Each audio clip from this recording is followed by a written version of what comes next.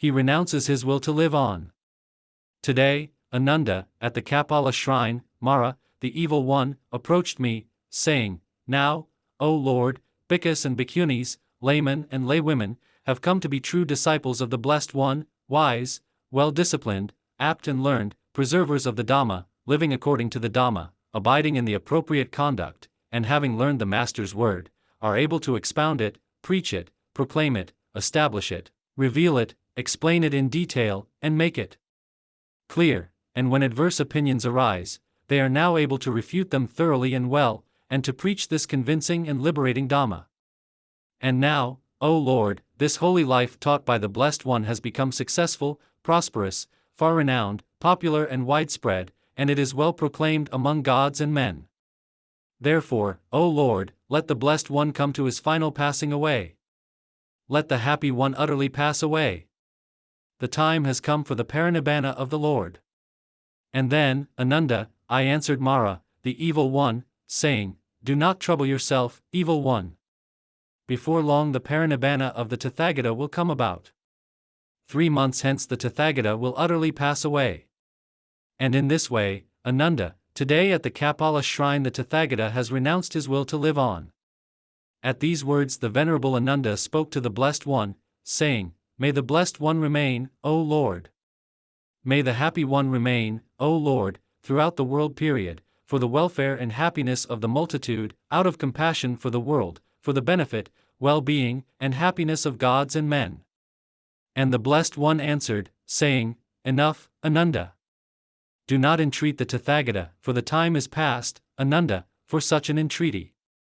DN 16. His last admonition to the monks. "Now, O bhikkhus, I say to you that these teachings of which I have direct knowledge and which I have made known to you, these you should thoroughly learn, cultivate, develop, and frequently practice, that the life of purity may be established and may long endure, for the welfare and happiness of the multitude, out of compassion for the world, for the benefit, well-being, and happiness of gods and men." And what, bhikkhus, are these teachings? They are the 4 foundations of mindfulness, the 4 right efforts, the 4 constituents of psychic power, the 5 faculties, the 5 powers, the 7 factors of enlightenment, and the Noble Eightfold Path. These, bhikkhus, are the teachings of which I have direct knowledge, which I have made known to you, and which you should thoroughly learn, cultivate, develop, and frequently practice, that the life of purity may be established and may long endure, for the welfare and happiness of the multitude, out of compassion for the world, for the benefit, well-being, and happiness of gods and men. Then the Blessed One said to the bhikkhus, "So, bhikkhus, I exhort you, all compounded things are subject to vanish. Strive with earnestness. The time of the Tathagata's parinibbana is near. 3 months hence the Tathagata will utterly pass away." DN 16. His last meal. And soon after the Blessed One had eaten the meal provided by Kunda the metalworker, a dire sickness fell upon him, even dysentery, and he suffered sharp and deadly pains. But the Blessed One endured them mindfully, clearly comprehending and unperturbed. Then the Blessed One spoke to the Venerable Ananda, saying, "Come, Ananda, let us go to Kusinara," and the Venerable Ananda answered, "So be it, Lord." DN 16. He retires to his deathbed. Then the Blessed One with a large community of monks went to the far shore of the Hiranavati river and headed for Upavatana, the Malan's salgrove near Kusinara. On arrival, he said to Venerable Ananda, "Ananda, please prepare a bed for me between the twin sal trees, with its head to the north. I am tired, and will lie down." Responding, "As you say, Lord, Venerable." Ananda prepared a bed between the twin sal trees, with its head to the north.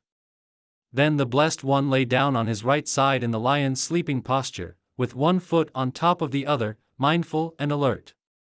Now at that time the twin sal trees were in full bloom, even though it was not the time for flowering. They showered, strewed, and sprinkled on the Tathagata's body in homage to him. Heavenly coral tree blossoms fell from the sky, showering, strewing, and sprinkling the Tathagata's body in homage to him.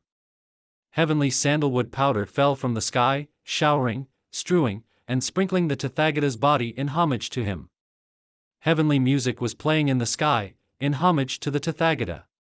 Heavenly songs were sung in the sky, in homage to the Tathagata. DN 16. The Buddha recommends 4 pilgrimage sites. Ananda, there are these 4 places that merit being seen by a clansman with conviction, that merit his feelings of urgency and dismay, Samvega. Which 4? Here the Tathagata was born is a place that merits being seen by a clansman with conviction, that merits his feelings of urgency and dismay. Here the Tathagata awakened to the unexcelled right self-awakening. Here the Tathagata set rolling the unexcelled wheel of Dhamma. Here the Tathagata was totally unbound in the remainderless property of unbinding, is a place that merits being seen by a clansman with conviction, that merits his feelings of urgency and dismay. These are the 4 places that merit being seen by a clansman with conviction, that merit his feelings of urgency and dismay. They will come out of conviction, Ananda, monks, nuns, male lay followers, and female lay followers, to the spots where here the Tathagata was born, here the Tathagata awakened to the unexcelled right self-awakening, here the Tathagata set rolling the unexcelled wheel of Dhamma, here the Tathagata was totally unbound in the remainderless property of unbinding. And anyone who dies while making a pilgrimage to these memorials with a bright, confident mind will, on the breakup of the body, after death, reappear in a good destination, the heavenly world. DN 16. Thousands lament the imminent passing of the Buddha. Now at that time the Kusinara Malans had met for some business in their assembly hall.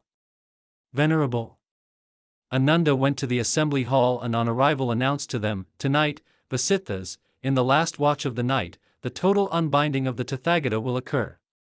Come out, Vasithas. Come out, Vasithas. Don't later regret that the Tathagata's total unbinding occurred within the borders of our very own town, but we didn't get to see him in his final hour." When they heard Venerable Ananda, the Malans together with their sons, daughters, and wives were shocked, saddened, their minds overflowing with sorrow. Some of them wept, tearing at their hair, they wept, uplifting their arms. As if their feet were cut out from under them, they fell down and rolled back and forth, crying, "All too soon, the Blessed One will be totally unbound. All too soon, the one well gone will be totally unbound. All too soon, the one with eyes will disappear from the world."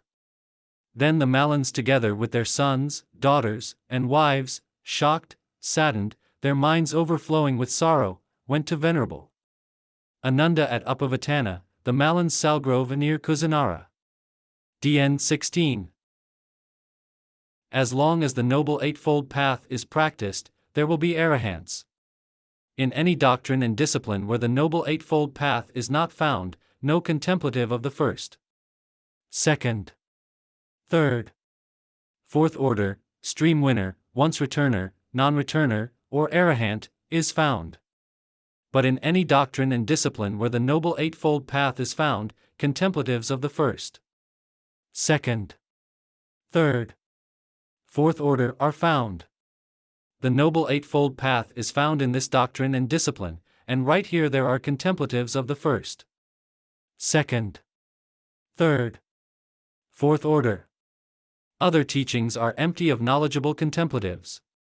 And if the monks dwell rightly, this world will not be empty of arahants. DN 16. The Buddha's parting words. Date, 1 BE. Then the Blessed One addressed the monks, "Now, then, monks, I exhort you, all fabrications are subject to decay. Bring about completion by being heedful." Those were the Tathagata's last words. Then the Blessed One entered the first jhana. Emerging from that he entered the second jhana. Emerging from that, he entered the third. The fourth jhana. The dimension of the infinitude of space. The dimension of the infinitude of consciousness. The dimension of nothingness. The dimension of neither perception nor non-perception.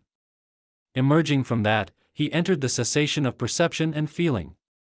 Then the Blessed One, emerging from the cessation of perception and feeling, entered the dimension of neither perception nor non-perception. Emerging from that, he entered the dimension of nothingness. The dimension of the infinitude of consciousness. The dimension of the infinitude of space. The fourth jhana. The third. The second. The first jhana. Emerging from the first jhana, he entered the second. The third. The fourth jhana. Emerging from the fourth jhana, he immediately was totally unbound. DN 16.